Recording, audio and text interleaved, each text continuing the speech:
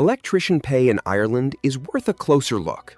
The average salary of an electrician in Ireland is $64,400 a year. That is average annual gross salary before tax, but after tax, you take home $47,700.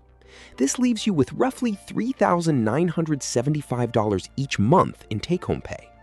While those numbers cover the whole country, an electrician's salary in Ireland is usually higher in big cities.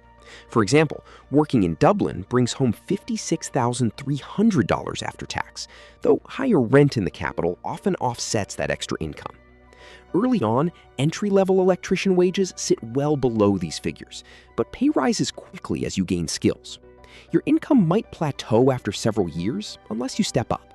Having higher technical education helps you move past that wall, which is why educated workers advance into roles like master electrician or project manager.